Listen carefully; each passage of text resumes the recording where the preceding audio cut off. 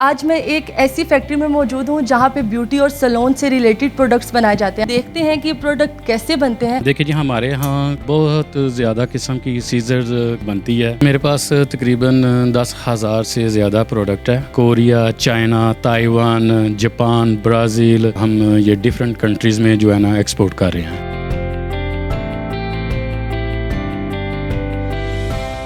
Urdu point की videos देखने के लिए हमारा चैनल सब्सक्राइब कीजिए और बेल के आइकन पर क्लिक कीजिए ताकि आप हमारी तमाम आने वाली वीडियो से बाखबर रह सकें। अस्सलाम वालेकुम नाज़रीन, उर्दू पॉइंट के साथ मैं हूँ आपकी मेज़बान कवल आफ्ताब। नाज़रीन, आज मैं एक ऐसी फैक्ट्री में मौजूद हूँ जहाँ पे ब्यूटी और सैलून से रिलेटेड प्रोडक्ट्स बनाए जाते हैं। आप मेरे इर्द गिर्द देख रहे होंगे कि यहाँ पे काफ़ी ज़्यादा प्रोडक्ट हैं। तो हम देखते हैं कि ये प्रोडक्ट कैसे बनते हैं और साथ ही साथ जो इस फैक्ट्री को ऑन कर रहे हैं उनसे बातचीत करते हैं। अस्सलाम वालेकुम सर, कैसे हैं आप? वालेकुम सलाम, मैं ठीक हूँ। कितने प्रोडक्ट्स हैं आपके पास और कितनी देर होगी इस फैक्ट्री को? जी, मेरे पास तकरीबन 10,000 से ज़्यादा प्रोडक्ट है और ये मेरा फैमिली बिज़नेस है। इसको मेरे वालिद साहब ने शुरू किया था 1960 में। तो उस वक़्त से लेकर अभी तक हम ये डिफरेंट कंट्रीज़ में जो है ना एक्सपोर्ट कर रहे हैं। डिफरेंट कंट्री में कौन कौन सी कंट्रीज़ आ रही हैं? मोस्टली मेरा बिज़नेस USA में है, ब्राज़ील है और भी काफ़ी सारे कंट्री जैसा कि Korea, China, Taiwan, Japan, Brazil और भी काफ़ी सारे कंट्रीज़ है। कि जितना भी ब्यूटी प्रोडक्ट जा रहा है वो यहाँ से जा रहा है। और अगर बात की जाए ये डिफरेंट चीज़ों की, जैसे कि इन्होंने बोला कि 10,000 ये आर्टिकल बना चुके हैं, तो इस जगह पे कितने आर्टिकल अभी हमें प्रेजेंट मिलेंगे? देखिए, हम तो हर साल नए से नई जिद्दत लेके आते हैं, नई से नई डिज़ाइन लेके आते हैं। तो ये चीज़ें साथ साथ चलती रहती हैं।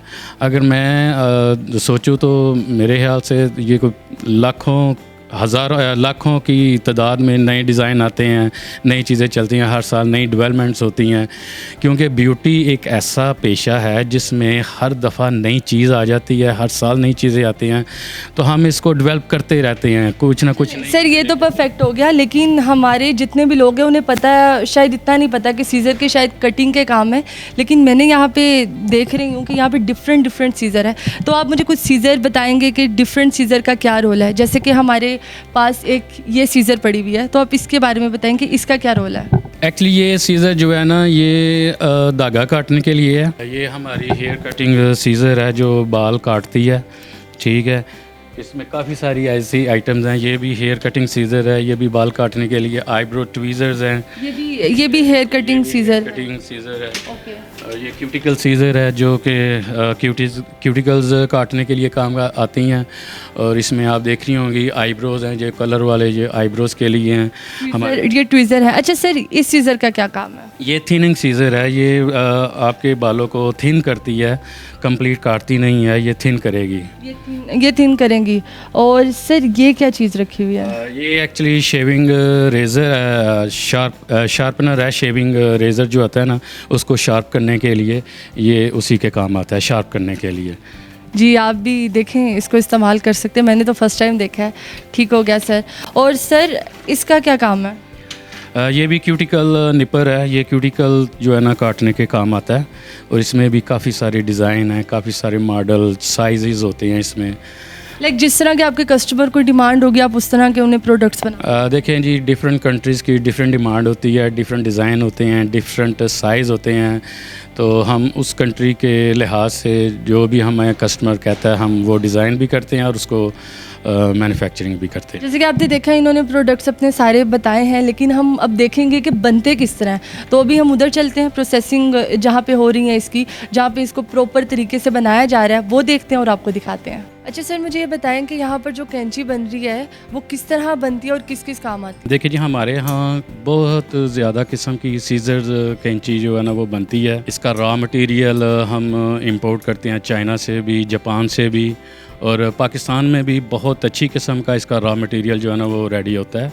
स्टील जितना भी वो इसका पहले स्टील होता है, फिर इसको फोर्जिंग की शक्ल में हम लेके आते हैं। ये कह लें कि ये फोर्ज हुई है। इसको बाद इसकी ड्रिलिंग होती है। और ड्रिलिंग, आप ये कह रहे हैं कि इस शेप में इसको लाने के लिए पहले आप पीछे से इसका सारा मटेरियल इस शेप में ला के फिर यहाँ पर आप लेके आते हैं? बिल्कुल, हम इधर लेके आते हैं, फिर इसकी ड्रिलिंग, फिर इसकी फ़ाइनल तैयारी जो है ना हम अपनी फैक्ट्री के अंदर करते हैं।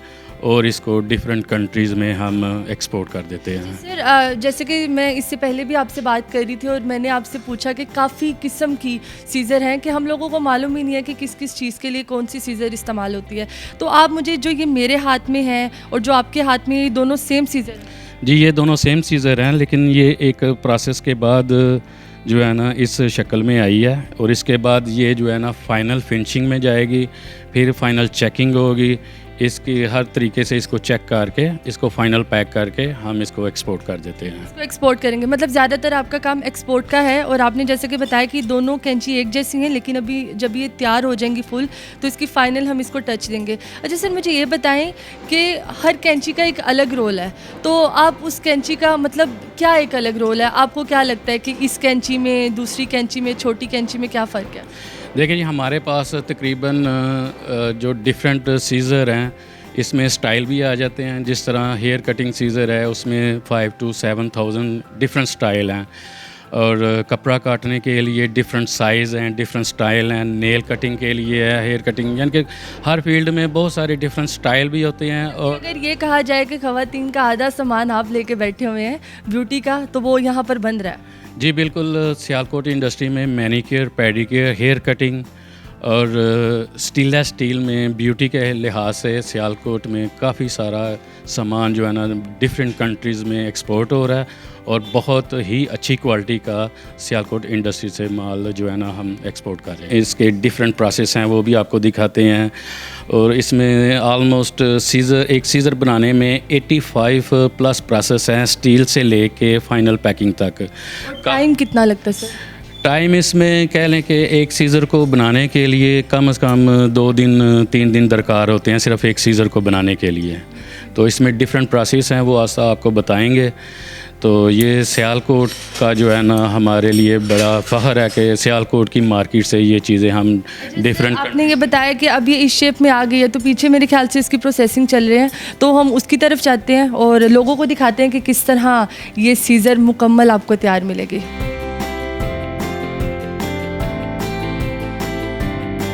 अस्सलाम वालेकुम सर। जी वालेकुम अस्सलाम। अच्छा सर, मुझे ये बताएं कि आप कौन सी कैंची तैयार कर रहे हैं और ये कौन सा प्रोसीजर चल रहा है अभी? जी हम ना टेलर सीजर जो है ना तैयार कर रहे हैं, और पहले हम इसको ड्रिलिंग करते हैं, फिर ये वहाँ से यहाँ तक जाता है, फिर मैं इसके आगे जो है ना ये कटर करता हूँ इसका। तीसरा इसके बाद ये हम इसको तैयार करेंगे वहाँ पे वो आसान पे, इसकी ये जो है थोड़ा सा जो जुड़ जाएंगे दोनों तरह। अच्छा, फिनिशिंग करेंगे जी। देखें जी, अब जो मैं आपको दूसरी सीज़र बता रहा हूँ, जो हेयर कटिंग सीज़र है, उसका रॉ मटेरियल हमारे पास इस शक्ल में आता है।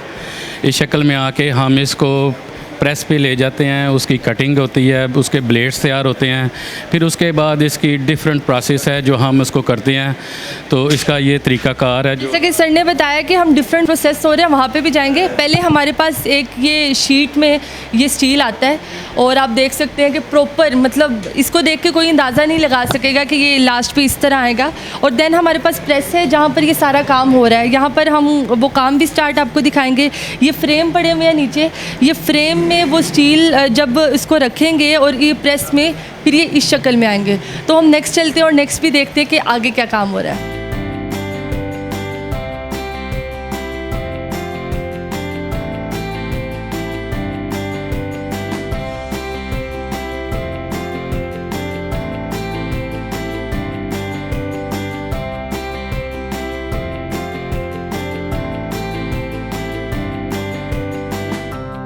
अच्छा सर, आप मुझे बताएंगे कि अब आप कौन सा प्रोसीजर कर रहे हैं? अब मैं डाई में पीस रख के इसको मोल्ड करूँगा ताकि इसका हैंडल जो है ना वो तैयार हो जाए। हैंडल तैयार होने के लिए मतलब कितना टाइम लगता है आपको मैक्सिमम इस मशीन? ये पीस के हिसाब से होता है। अगर बड़ा पीस है उसको 1 मिनट लगेगा, अगर छोटा पीस है उसको 30 सेकंड लगेंगे। अच्छा, अभी ये जो अपने पीस डाले हैं यहाँ पे, 2 कैंची यहाँ पे तैयार होंगी, तो इसको ज़रा मतलब करके दिखाएं, इसकी हैंडल इसका तैयार करके दिखाएं। अभी ये अपने टाइम के मुताबिक उसको फिल करेगा प्लास्टिक को। प्लास्टिक फिल होने के बाद ये डाई ऊपर उठ के बाहर आएगी। ये गर्म होते हैं, जब निकलते हैं तो गर्म होंगे बहुत ज़्यादा। इनको बड़ी एहतियात से पानी में रख देते हैं। अच्छा, पानी में इसलिए रखा जाता है ताकि आगे जब ये मतलब कैंची तैयार होने के लिए या फिनिशिंग होने के लिए जाए तो ये ठंडी हो जाए। जी, ये पहला नंबर, ये ठंडा होना भी इसका ज़रूरी है। और दूसरा, जब प्लास्टिक खुद ब खुद ठंडा होता है तो वो सिकुड़ जाता है, तो सिकुड़ने से बचने के लिए हम इसको पानी में रखते हैं। पानी में कितनी देर के लिए रखें?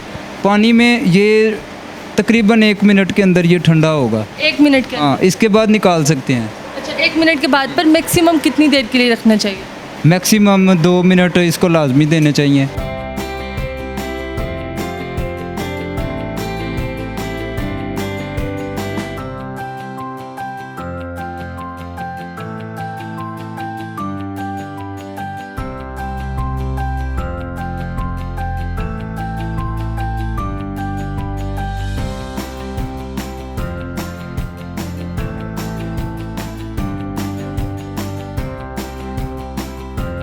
जब ये इसका ये मोल्डिंग प्रोसेस कंप्लीट हो जाता है तो अब ये फाइनलाइज कटिंग पे आ जाता है। जो रिमेनिंग जो मटेरियल है ना वो इसका इधर कटिंग होती है। फिर देखिए, जिस तरह हमने देखा कि इसका जो मोल्डिंग प्रोसेस था हमने वहाँ पे तैयार होते देखा और ये इस शेप में था, तो जब इसकी फिनिशिंग होती है या कटिंग होती है, कटिंग वगैरह जो रिमेनिंग मटेरियल है उसको उतारते हैं और ये फिर इस फिनिश में आ जाता है। आप देख सकते हैं कि जब इसकी फिनिशिंग होती है तो किस तरह नफासत से इसे तैयार किया जा रहा है और बहुत प्रॉपर तरीके से इसे बनाया गया है। हाँ जी। सर, उसके बाद इसको जोड़ते कहाँ पर? वो जो है वो सेटिंग हॉल है वो अलग है, वो भी आपको दिखाते हैं। चले हम अब उस तरफ चलते हैं। जी सर, अब आपके हाथ में कौन सी कैंची है? जी, ये क्यूटिकल सीज़र है। ज़्यादातर जो है वो नेल्स के ऊपर जो क्या होता है पील्स ऑफ नहीं हो जाते वो उसमें यूज़ होती है। और ये इस टाइम जो है वो ग्राइंडिंग प्रोसेस के ऊपर है ताकि इसकी जो शार्पनेस है ना वो 100% परफेक्ट हो। लेकिन अगर आप ये सीज़र को देख सकते हैं तो अभी आपको ये रफ़ लग रही होगी, लेकिन ये पूरी प्रॉपर तैयार है। लेकिन ये जो प्रोसेस हो रहा है यहाँ पे ग्राइंडिंग का, वहाँ पे सीज़र को ग्राइंड किया जाता है और उसको एक प्रॉपर शेप में लेके आया जाता है ताकि उसकी रफनेस कम हो और एक ये शेप में आ जाए।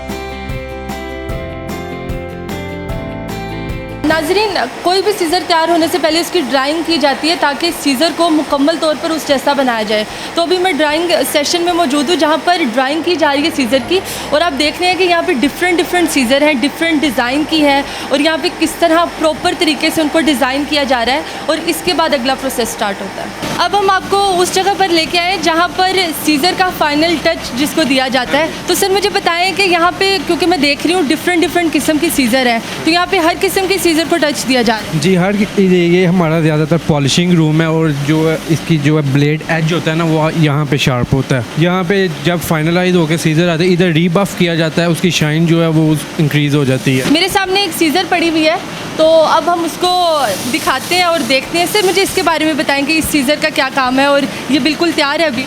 जी, ये इस टाइम जो है ना फाइनल पॉलिश होके जो है ना इस रूम में आ गई है।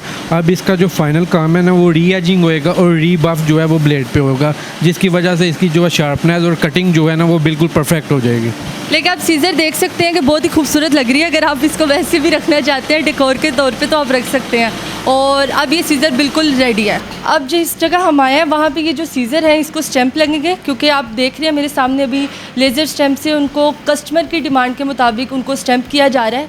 और ये जो मेरे हाथ में जो सीज़र है ये विदाउट स्टैंप के है, किसी भी स्टैंप के अलावा। और जो कस्टमर की डिमांड होगी फिर वो इस मशीन के ज़रिए उस पर लेज़र स्टैंप करेंगे और वो प्रॉपर तैयार होके, मैं आपको दूसरी दिखाती हूँ जिसको स्टैंप किया गया है, वो प्रॉपर तैयार होके इस शेप में आ जाएगी, उस पर स्टैंप लग जाएगा।